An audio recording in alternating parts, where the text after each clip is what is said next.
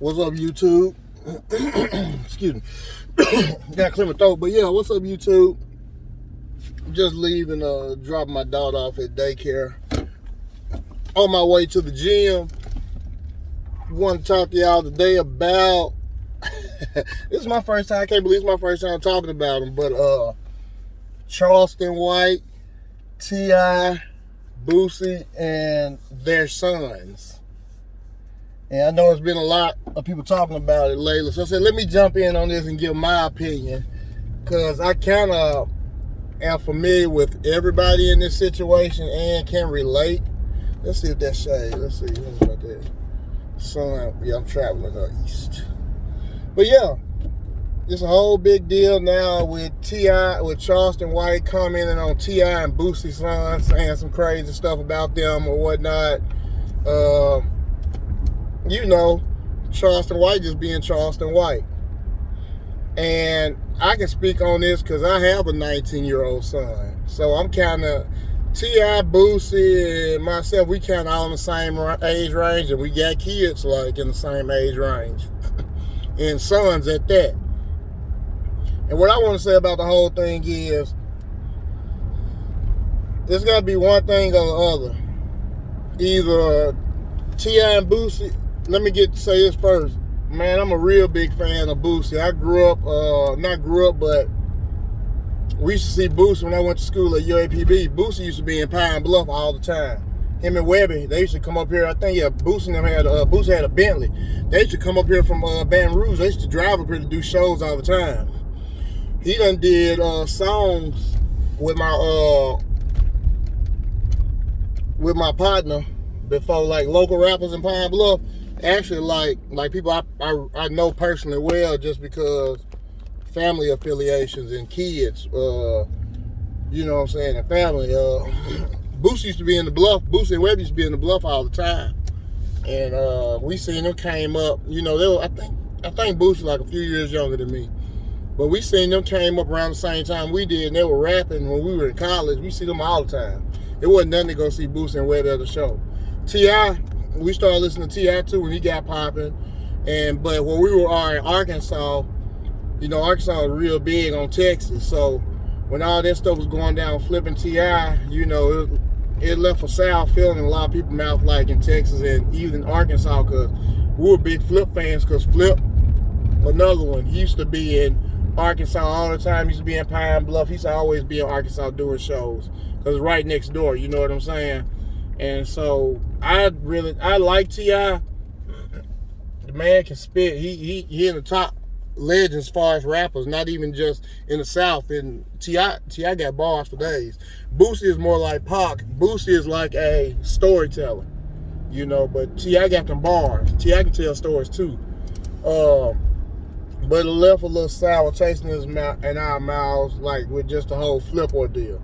Okay, but anyway, after that, with all this stuff going on and the back and forth, you can't have it both ways.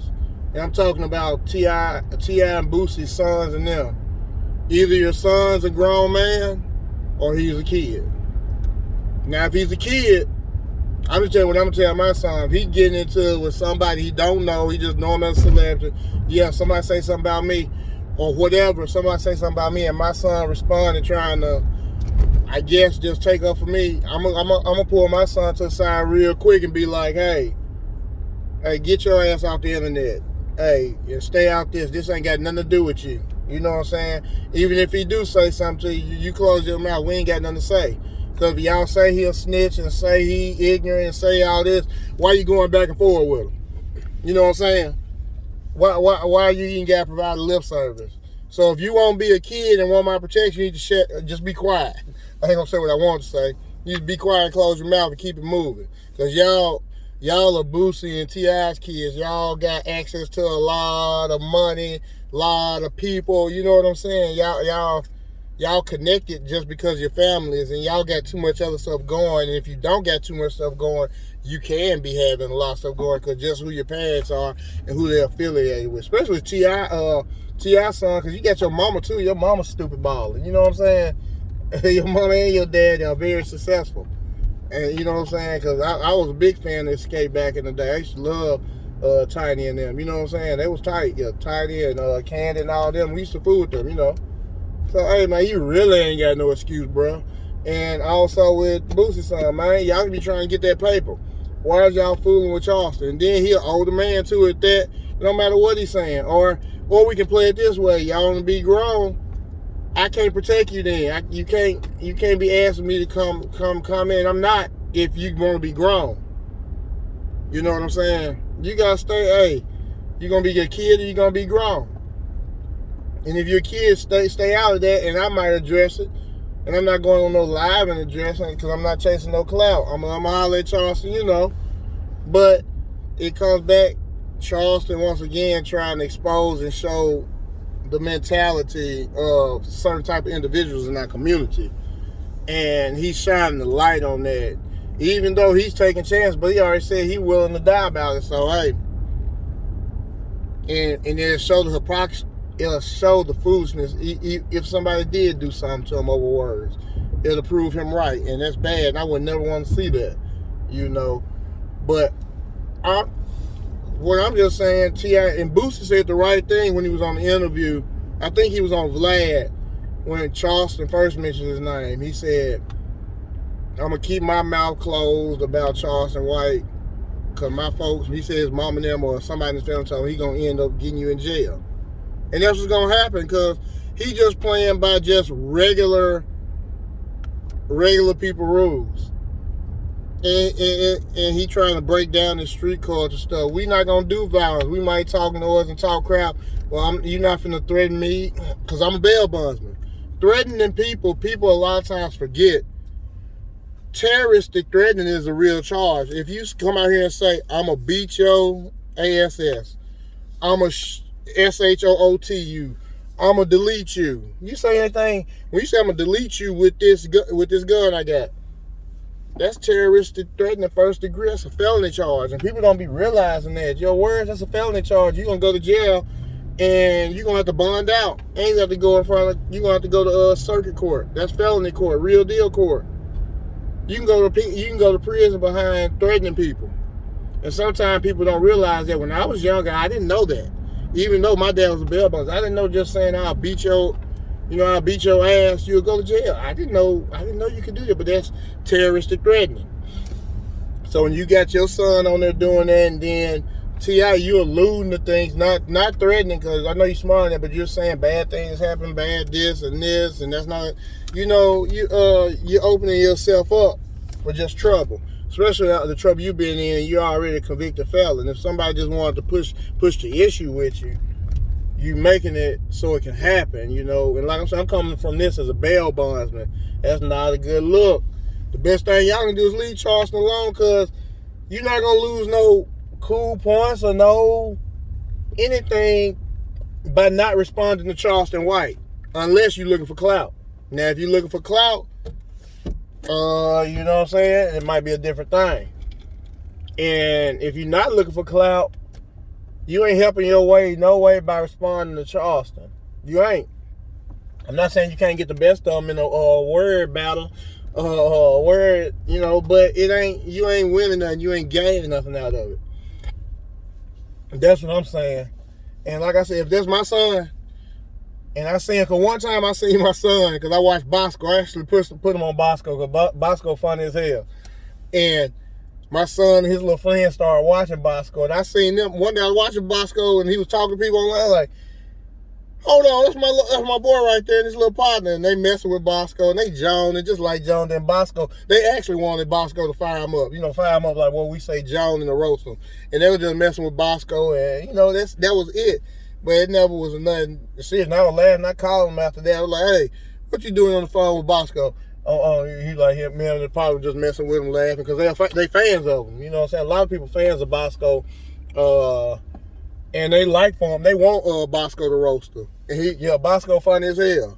But, hey, if I'm your dad, hey, get your ass off the phone, off live with this dude. Man, you on live and the world can see you. You got too much stuff going on. And you saying this man, and your immaturity showing when you're sitting there talking about this man is soft and this, and you're not even looking. You don't even realize You grew up T.I. Tiny, your dad, your dad and mama. Come on, bro. You know, you really don't even see it, man. You came from a well-to-do family, money-wise. I don't know about, well, I say money-wise. And from what I hear, you went to the best schools and everything. Even if you're not soft, the perception is you automatically going to be soft because you came up privileged, a bit more privileged than 99% of the other people out here in the world. So it's like you can't even call nobody, you can't call nobody soft or anything like that or weak. And even with I saw Boosie's son burning the Yeezys or whatever.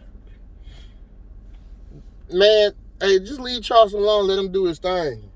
And that's for T.I. too, man. You ain't gaining nothing out of it. You know what I'm saying? You ain't gaining nothing. You ain't got to defend your name online. Just tell your son, hey. Well, I can't tell you how to raise your son. I'm just telling you what I do with my son. Hey, man, get offline talking to this grown man. Unless you grown and you want to go back and forth with this grown man. You know what I'm saying? But from a bail bonding perspective, what you don't do, never threaten anybody. Especially if they got it on video. It's going to be hard to beat in court when they got it on video. It's one thing when it's a he say, she say deal and you get arrested for terroristic threatening.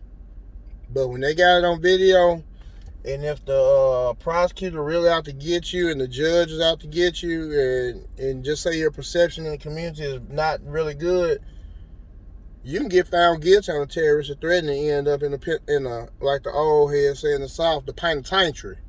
The penitentiary. You can end up in the penitentiary. But if you ain't never really been in trouble, you can end up finding yourself a felon and on probation for about 3 to 5 years off of threatening somebody, especially if you start talking about gunplay and what I'll do to you, like far as deleting the person. You can't do that, man. You can't do it. And you'll end up, just say if you do beat the charge by you threatening somebody, look how much money you're going to be out. You're going to have to bond out.